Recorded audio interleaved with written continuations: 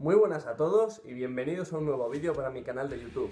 Como veis, ya estoy en uno de los fondos más habituales que suelo enseñar en el canal, que es aquí en mi casa de León. Ya estoy más o menos asentado aquí, empezando el curso y cogiendo ritmo de trabajo que, bueno, después del verano pues cuesta un poquito empezar a adaptarse a todo como era antes, el tema de madrugar, el tema de entrenar a la hora que se pueda porque, bueno, se está más liado normalmente, el tema de volver a encontrarte con tus compañeros, pues bueno, siempre cuesta un poquito volver a adaptarse a ello, pero nada, ya estamos otra vez aquí, así que nada, espero ya retomar con normalidad los vídeos del canal.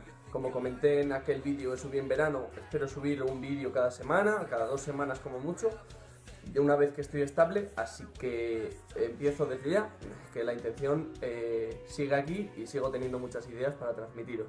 Así que nada, voy a empezar con una de las series que más me pedís, que más me habéis pedido y que parece que más se desconoce en el mundo actual de lo que rodea lo que es el powerlifting, o bueno, podríamos incluir incluso a la halterofilia, que es básicamente el tema de cómo programar para crear un pico de forma en estas modalidades deportivas. Entonces, como esto da para muchísimos vídeos, este primero lo voy a dedicar a hablar de nociones muy básicas y que todos tenéis que tener claras. Seguramente muchos ya las conozcáis, pero no está de más refrescarlo y además también enseñárselas a quienes no las conocen o no saben cómo evolucionan a lo largo de un picking.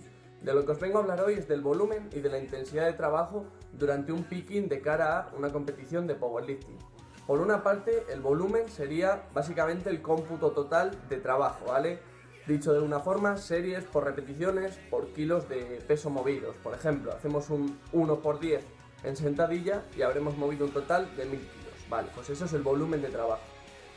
En un picking, en un proceso de entrenamiento de cara a crear un pico de forma en powerlifting, lo ideal es que comience siendo moderado e ir aumentándolo durante las primeras semanas hasta llegar a lo que se conoce como un pico de volumen, ¿de acuerdo? Que entonces, lógicamente, un pico de volumen será el momento en el que el volumen sea máximo y que no vaya a ser así de alto durante las semanas siguientes a este pico de volumen, durante las semanas siguientes del picking. Entonces, lo ideal es, como digo, que esa evolución comience siendo ascendente, que llegue a un pico de volumen.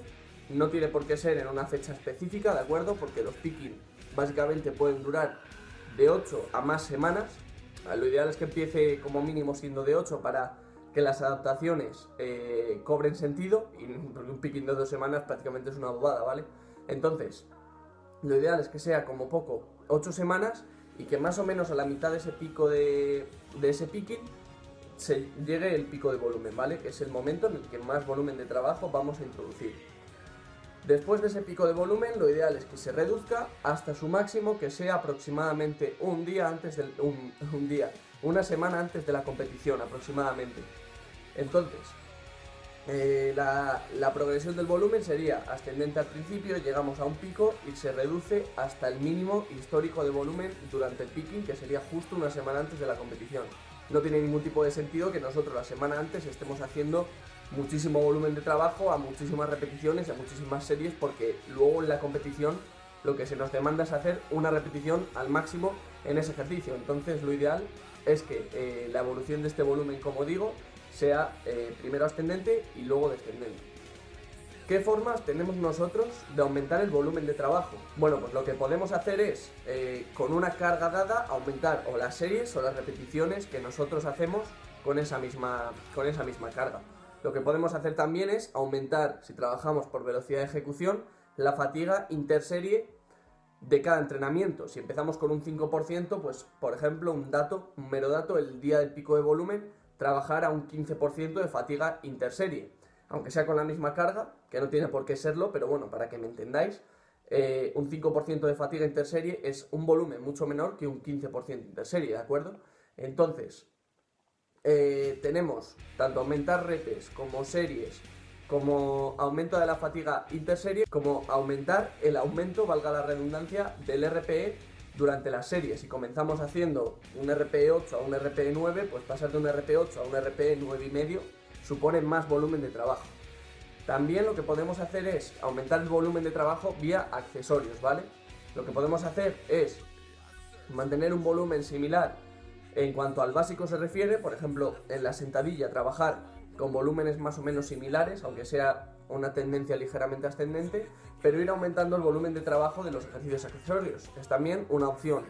Yo no trabajo así, yo por ejemplo lo que hago es básicamente aumentar el volumen de trabajo del propio básico y los ejercicios accesorios jugar un poquito con ellos, pero que no sea la clave principal del volumen de trabajo. Entonces, eso en cuanto al volumen de trabajo.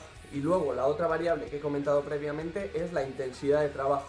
La intensidad de trabajo, lo ideal es que tenga una tendencia ascendente durante todo el picking, ¿vale? Que no haya un pico de intensidad a la mitad y que luego se reduzca, o que vaya hacia abajo y luego aumente. No, la tendencia, a mi entender, debería de ser ascendente durante todo el proceso de entrenamiento.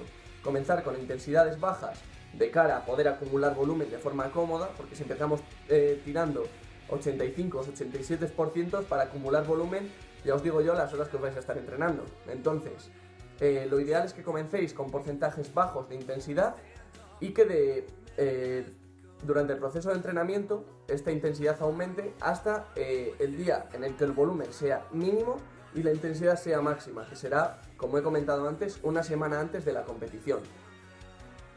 Ese día la intensidad debería ser máxima. No os digo que tiréis un RM, porque yo esas cosas no las hago. Me parece que el día del RM tiene que ser el día de la competición, pero sí que toquéis cargas muy altas, cercanas al 100%, sabiendo que no vais a fallar. Lo importante para mí es no fallar durante un proceso de entrenamiento. ¿Se puede? Sí, pero yo creo que lo ideal es que si fallamos sea el día de la competición y no durante este proceso de entrenamiento.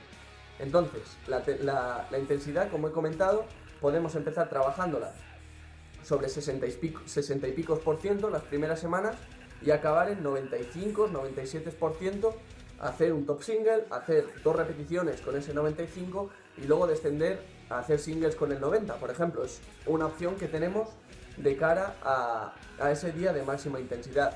Y durante las semanas previas, pues básicamente lo que iremos haciendo es aumentar la intensidad de entrenamiento y de la misma forma reducir las repeticiones de trabajo de cara a la especificidad que he comentado antes, de cara al día de la competición, porque no tiene ningún tipo de sentido que nosotros estemos haciendo 6, 7, 8 repeticiones con el 80%, que aunque sea una intensidad altísima, luego el día de la competición eso no lo podemos trasladar tan efectivamente como si hiciéramos series de 1, 2 repeticiones al 90, 92, 95%. Creo que me estoy explicando, ¿vale? Entonces, con estas dos claves que os he dado y la evolución que debería de llevar cada una, podéis hacer un picking ya sin ningún tipo de problema. ¿Qué ocurre? Que bueno, pues hay que saber cómo jugar con las variables, hay que saber el porqué de todo, y eso lo explicaré en siguientes vídeos y os pondré ejemplos prácticos de cómo lo hago yo, ¿vale? Entonces, para este primer vídeo y la primera toma de contacto con el tema de cómo hacer un picking para powerlifting, creo que es suficiente. Disculpad de nuevo la ausencia de vídeos previos, pero bueno, como ya os he comentado antes, ya me he sentado aquí en esta ciudad y creo que ya podré volver a subir con normalidad. Así que, como digo, disculpad y espero que recibáis con apoyo este vídeo, que dejéis una manita arriba si queréis que siga tratando este tema, que me dejéis las dudas que tengáis aquí en la cajita de comentarios, si es que hay alguna, que me sigáis en Instagram, que por ahí subo más cosillas de levantamientos diarios, entrenamientos que suelo realizar, y bueno, así podéis pues seguirme un poquito más de cerca y ver cómo voy evolucionando. Así que nada, gente, un fuerte abrazo a todos y seguid fuertes.